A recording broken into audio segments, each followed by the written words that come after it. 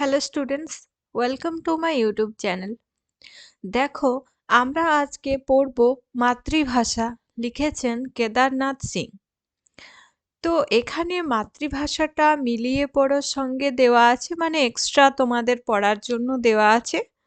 তোমাদের এখান থেকে কোনো কোশ্চেন করতে হবে না, কিন্তু যদি কিছু তোমাদের স্কুল আছে যেগুলোর থেকে কোনো প্রশ্ন উত্তর নেই বইয়ে, সেগুলোর থেকে কোনো কোশ্চেন দেন না। কিন্তু যদি তোমাদের সিলেবাসে মাতৃভাষা থেকে কোশ্চেন আসবে বলেন, বা মাতৃভাষা থেকে কোশ্চেন আসছে, তখন তোমরা আমাকে বলতে পারো, কমেন্ট করে জানাতে পারো। আমি এখান থেকে যে ধরনের যা যা কোশ্চেন হতে পারে, কোশ্চেনের সঙ্গে আনসারও আলোচনা করে দেব। ঠিক আছে? তো মিলিয়ে পড়ো, যতগুলো থাকবে ততগুলো শুধু পড়িয়ে আমি মানে বলে দেব, মানে বুঝিয়ে দেব।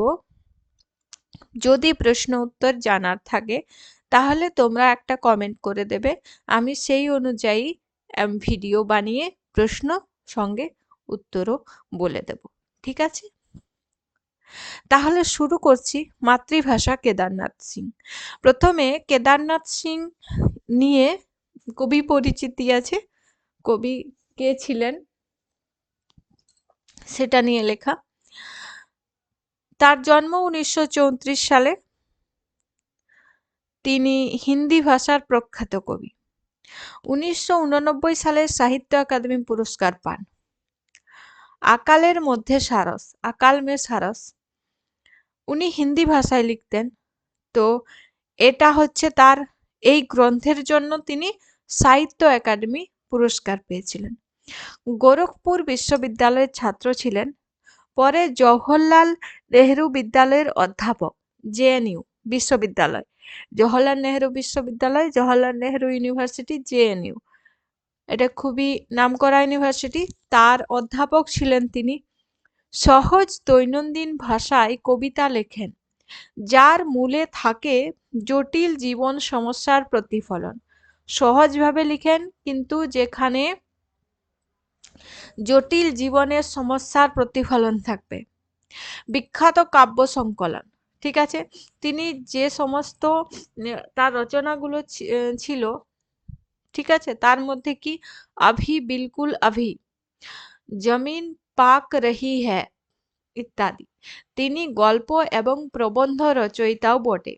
তার মানে তিনি কবিতাও রচনা করতেন, গল্পও রচনা করতেন, প্রবন্ধও রচনা করতেন। ঠিক আছে? কেদারনাথ সিং। তো তিনি লিখেছেন, পিঁপড়েরা যেভাবে ফেরে নিজের গর্তে, কাঠঠোকরা পাখি কাঠে ফেরে, বায়ুযান একে একে ফিরে আসে লাল আকাশে ডানা মেলে বিমান বন্দরে।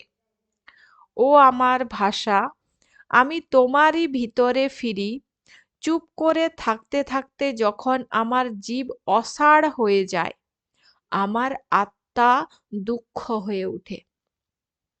তাহলে এখানে মূলত বলা হয়েছে মাতৃভাষা। ঠিক আছে? আর এই যে বলেছে যে পিঁপড়েরা যেভাবে নিজের গর্তে ফেরে, এগুলোকে রূপক হিসাবে ব্যবহার করা হয়েছে। মানে আমার জীব যখন অসাড় হয়ে যায়, আমি যখন চুপ করে থাকি, মানে ধরো তোমাকে যদি অন্য কোনো ভাষায় কথা বলতে দেওয়া হয়, তখন সেটা বলে, বা যদি ধরো তোমার তোমার ইংরেজি বইগুলো আছে, ঠিক আছে, তোমাদের ইংরেজি এতদিন ধরে তোমরা পড়ে আসছো, ইংরেজি 5-এ 6-এ 7-এ সব ক্লাসে ইংরেজি পড়ছো, সেখানের গল্পগুলো, মানে যেগুলো থাকে তোমাদের প্যাসেজগুলো বা কবিতাগুলো, সেগুলো পড়তে যেমন লাগে, বাংলাগুলো পড়তেও কি তেমন লাগে? না। বাংলাগুলো সহজে বুঝতে পারো, সহজে পড়তে পারো, ভালো লাগে। বাংলা গল্প পড়তে বা বাংলায় কোনো কিছু পড়তে, বাংলায় কথা বলতে, বাংলায় ভালো করে মানে বুঝতে পারি, আমরা জানতে পারি, তাই তো? তো সেই জন্য হচ্ছে আমরা সব সময় আমাদের মাতৃভাষাটাকে প্রাধান্য দিয়ে থাকি। তাহলে চুপ করে থাকতে থাকতে আমার জীব যখন অসাড় হয়ে যায়, আমি যখন কথা বলতে পারি না, তখন আমার আত্মা দুঃখিত হয়ে আসে যখন, তখন আমি আমার মাতৃভাষায় ফিরি। তখন আমার ভাষার মধ্যে আমি ফিরি, আমার ভাষায় আমি কথা বলি, আমার ভাষায় আমি গান, বাংলা গানও অনেক ভালো লাগে না? তাহলে এখানে এগুলো রূপক হিসাবে ব্যবহার করেছে। আমরা কিভাবে আসি ভাষার মধ্যে, পিঁপড়েরা যেভাবে নিজের গর্তে ফেরে, পিঁপড়েদেরকে সবসময় দেখবে তারা যাচ্ছে কোথায়, গর্তের দিকে।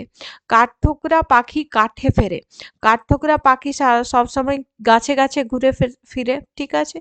বায়ুযান একে একে ফিরে আসে লাল আকাশে ডানা মেলে বিমানবন্দরে।